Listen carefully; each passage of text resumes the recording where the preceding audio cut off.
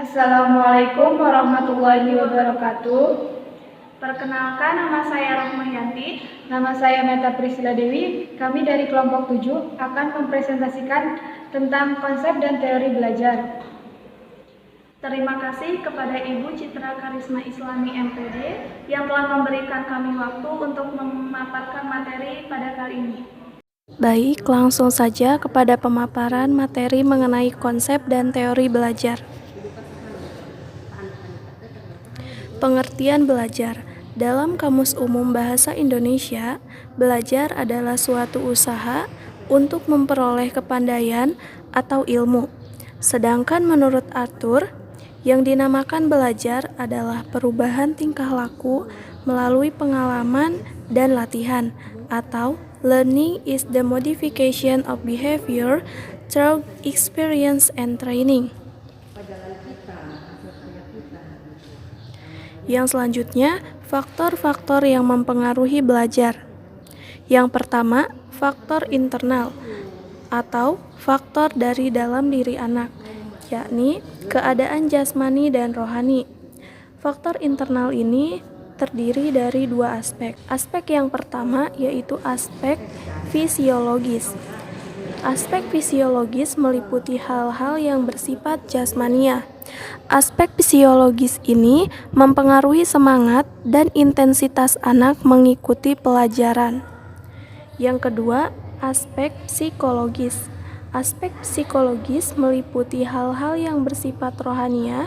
Faktor-faktor rohaniah yang dipandang lebih esensial yaitu sebagai berikut. Ada kecerdasan atau intelijensi, di mana pada kecerdasan ini kemampuan untuk mereaksi rangsangan atau menyesuaikan diri dengan lingkungan menggunakan cara yang cepat dan tepat. Ada juga mengenai sikap, bakat, minat, dan motivasi. Yang kedua, faktor eksternal. Faktor eksternal terdiri dari dua faktor. Yang pertama, faktor lingkungan sosial.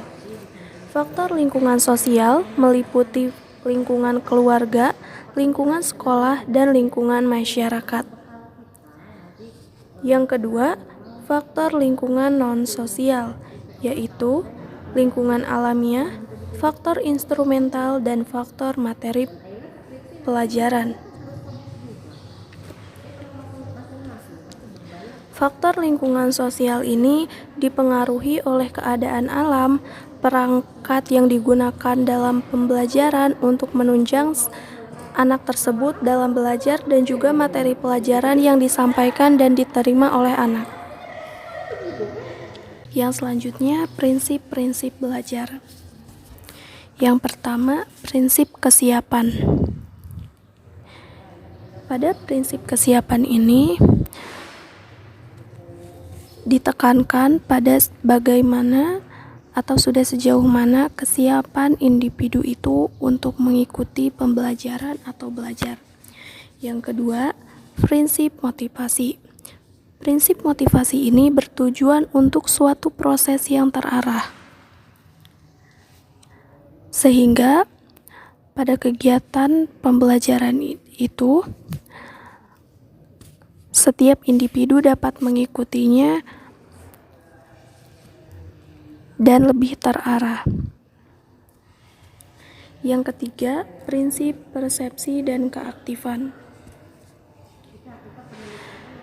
Prinsip persepsi dan keaktifan ini dapat dilakukan melalui pengamatan dan pengalaman dirinya sendiri. Yang keempat, prinsip tujuan dan keterlibatan langsung.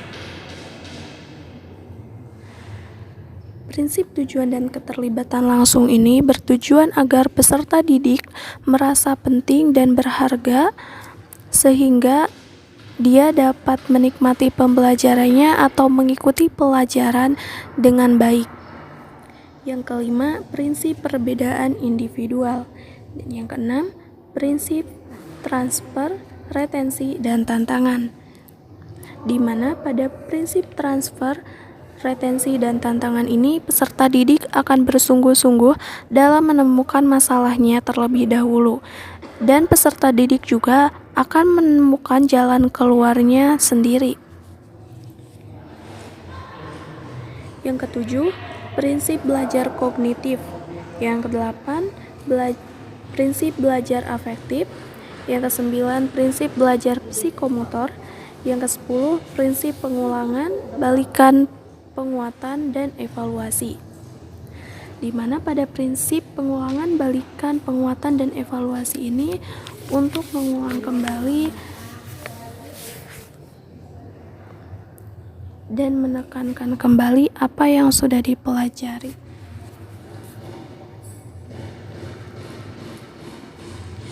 Yang selanjutnya, teori belajar.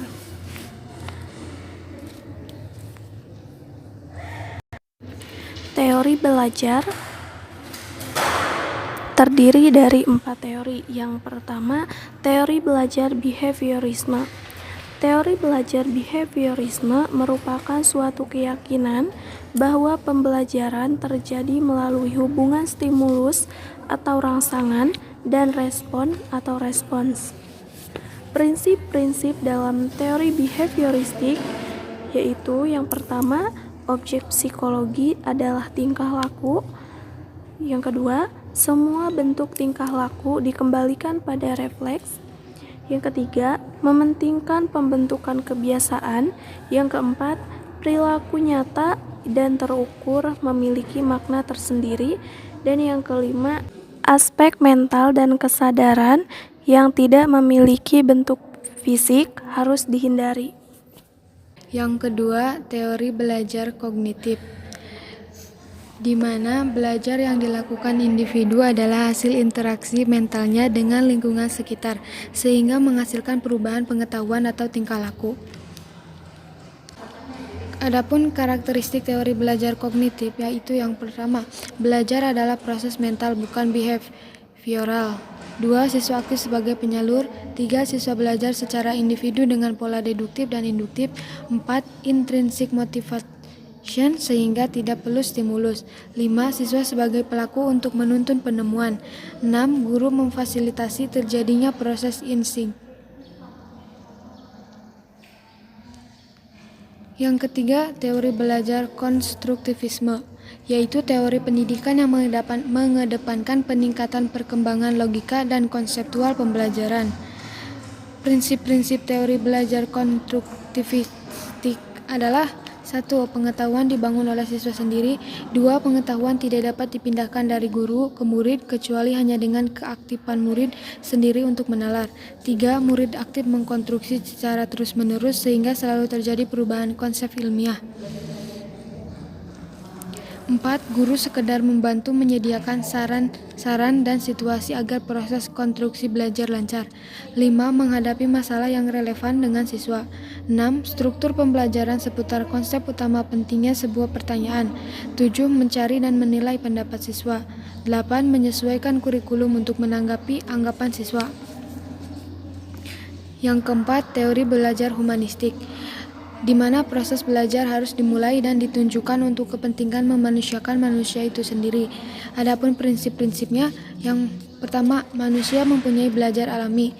2. Belajar signifikan terjadi apabila materi pelajaran dirasakan murid mempunyai relevansi dengan maksud tertentu. 3. Belajar yang menyangkut perubahan di dalam persepsi mengenai dirinya. 4. Tugas belajar yang mengancam diri ialah lebih mudah dirasakan bila ancaman itu kecil. 5. Bila ancaman itu rendah, terdapat pengalaman peserta didik dalam memperoleh cara. 6. Belajar yang bermakna diperoleh jika peserta didik melakukannya. 7. Belajar lancar jika peserta didik dilibatkan dalam proses belajar. 8. Belajar yang melibatkan peserta didik seutuhnya dapat memberi hasil yang mendalam. 9. Kepercayaan pada diri pada peserta didik ditumbuhkan dengan membiasakan untuk mawas diri. Dan yang ke-10, belajar sosial adalah belajar mengenai proses belajar. Terima kasih kepada teman-teman yang sudah menyimak pemaparan materi mengenai konsep dan teori belajar. Kurang lebihnya mohon maaf. Wabillahi taufiq wal hidayah. Wassalamualaikum warahmatullahi wabarakatuh.